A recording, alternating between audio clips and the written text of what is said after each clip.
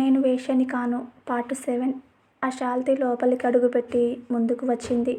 ఆ శాల్తీ సరాసరి అప్పటి వరకు వివేక్ని బెదిరిస్తున్న వ్యక్తి ఒడిలో కూర్చుని అప్పటి వరకు తన ముఖానికి అడ్డంగా వేసుకున్న ముసుగుని ఒక్కసారిగా విప్పింది. ఆ ముసుగు వెనుక ఉన్న ముఖాన్ని చూడగానే ఒక్కసారిగా ఆ వ్యక్తి ముఖం వెలిగిపోయింది. అతను వెంటనే చాందినీ వచ్చావా? ఎన్ని రోజులైంది నిన్ను చూసి అని అతను అనగానే బుంగమూతి పెట్టి దొరవారికి మేమింకా గుర్తున్నామా? అయినా ఈ మధ్య సేవలెక్కువయ్యాయి. అందుకే ఈ చాందిని గుర్తుకు రావడం లేదు అని కోపంగా అంటున్న ఆమెని బుజ్జగిస్తూ లేదు చాందినీ, ఒక బంగారు గుడ్లు పెట్టే బాతు కోసం వెతకడం వలన కొంచెం నీ విషయంలో పొరపాటు చేశాను జాన్. ఇక నిన్ను దూరం పెడతానా అంటూ అతని సైగని అందుకున్న తోటివారు బయటకు వెళ్ళిపోయారు.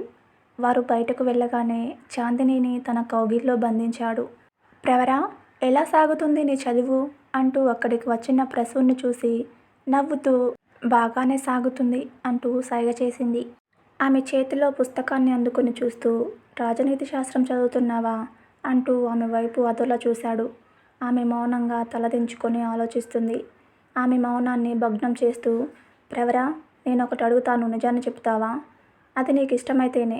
ఎందుకంటే కొన్ని విషయాలు తెలుసుకుంటే నీకేదైనా కొంత మంచి చేయొచ్చు అని నా ఉద్దేశం అని పలుకుతున్న ప్రసూన్ కళ్ళలోకి చూసింది ప్రవర.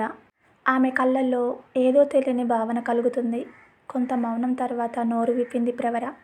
నా జీవితం అడవి కాచిన వెన్నెలయింది.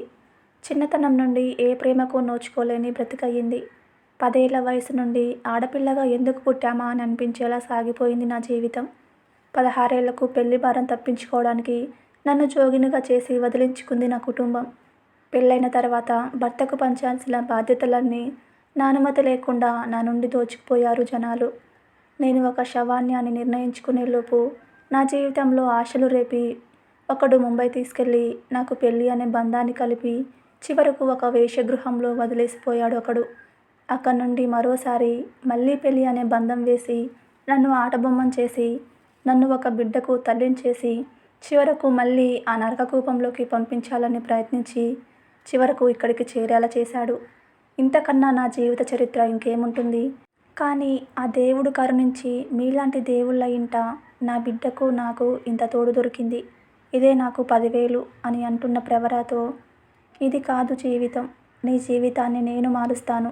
అసలైన జీవితాన్ని నేను నీకు చూపిస్తాను. నిన్ను చూసే అందరూ నీ వంక గర్వంగా చూసేలా నేను చేస్తాను అని ప్రసూన్ అంటుండగానే బల్లున తలుపులు తెరుచుకున్నాయి. తలుపులు తెరుచుకొని వచ్చిన తల్లిని గమనించి అలానే నిల్చున్నాడు ప్రసూన్.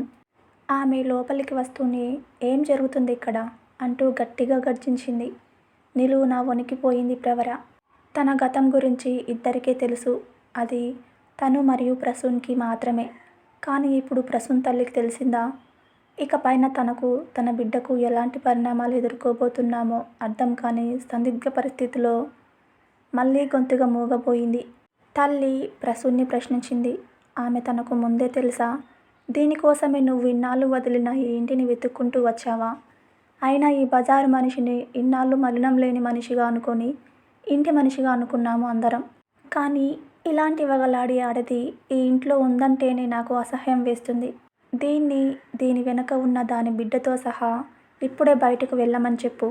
నా కోపాన్ని ఇంకా పెంచకుండా దాన్ని బయటకు నెట్టి ఇంట్లోకి రా అని కోపంగా హుంకరిస్తున్న తల్లి మాటలకు మాన్పడిపోయాడు ప్రసూన్.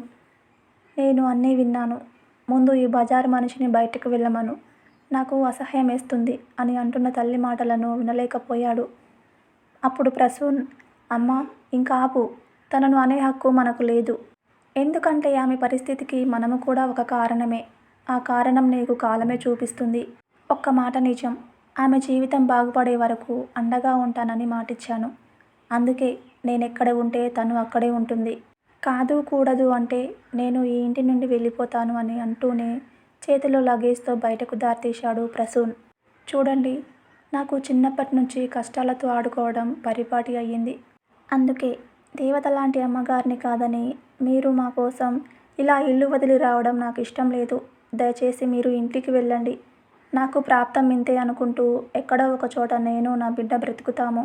కానీ మిమ్మల్ని కనిపించిన తల్లిదండ్రులను తోడబుట్టిన వాళ్ళను వదిలి దూరంగా వెళ్ళడం చాలా పాపమండి. దయచేసి వెళ్ళండి అంటూ చేతులు జోడిస్తున్న ఆమె చేతులను గట్టిగా పట్టుకొని ఆమె చేతిలో ఉన్న బిడ్డను అందుకొని కారులోకి ప్రవేశించాడు ప్రసూన్. చేసేది లేక అతన్ని అనుసరిస్తూ కారు ఎక్కింది ప్రవర. కొన్ని గంటలు ప్రయాణించాక ఒక ఖరీదైన బంగ్లాలోకి ప్రవేశించింది ఆ కారు. లోపలికి రాగానే కారు వద్దకు పరుగున వచ్చారు ఇద్దరు నౌకర్లు. అమ్మా, ఎంత పని చేశావమ్మా!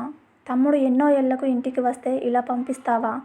అయినా నేనొచ్చే వరకు ఆపి ఉంటే ఇంతలా జరిగేది కాదుగా అమ్మా అని అడుగుతున్న పెద్ద కొడుకు మాటలకు కన్నీళ్లు పెట్టుకుంటున్న ఆమె కొంత మౌనం తర్వాత, నాన్న, నా బిడ్డను ఇంటి నుండి పంపేంత దుర్మార్గురాలిని కాదురా. నా బిడ్డ అమాయకుడు. వాడిని ఆ ఆడది లోబర్చుకొని ఇంటి నుండి తీసుకుని వెళ్ళింది. అయినా 10 నెలలు కనిపెంచిన తల్లిని కూడా వదులుకొని నిసిగ్గుగా వెళ్ళిపోయిన నా బిడ్డకు నా మీద ప్రేమ లేకపోయే. చిన్నతనం నుండి కాలు కందకుండా గుండెల మీద పెట్టుకొని పెంచానే. కానీ నా మీద ఈసుమంతైనా జాలి కూడా కలగలేదు వాడికి. ఒక తల్లిగా ఈరోజు నేను నా బిడ్డ దగ్గర ఓడిపోయాను. నా బిడ్డ దృష్టిలో నేను ఉన్నా లేనట్లేరా.